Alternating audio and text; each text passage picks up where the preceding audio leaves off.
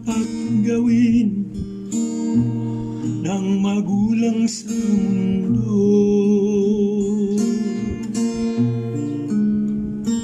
ay maging magandang halimbawa sa bata. Yan ang unang pinahiwatig ng dakilang Diyos.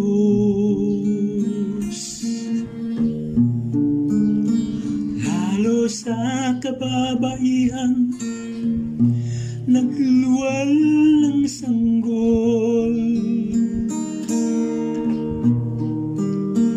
Dapat ipakita natin gawaing tama sa bata.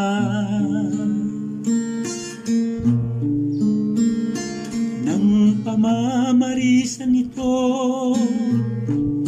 sa paglaki nila. Kapag pawang kasamaan, kanilang makikita.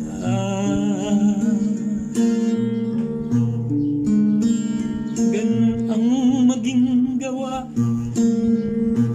paglaki ng mga bata.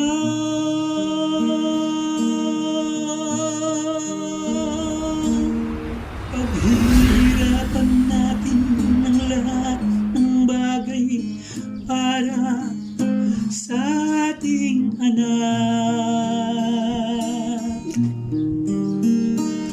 Lahat ng kailangan, pati damit at pagkain,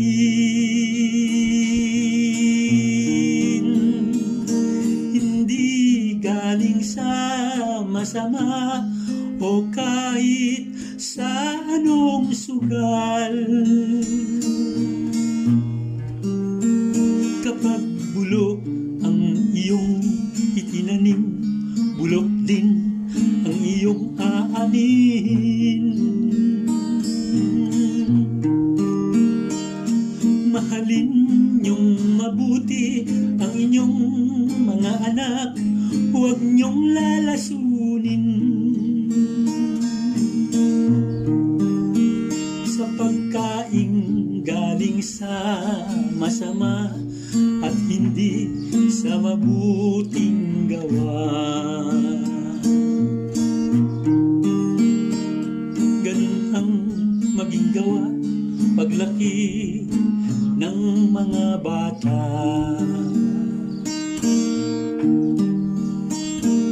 Ganun ang maging gawa paglaki ng mga bata. Ganun ang maging gawa paglaki ng mga bata.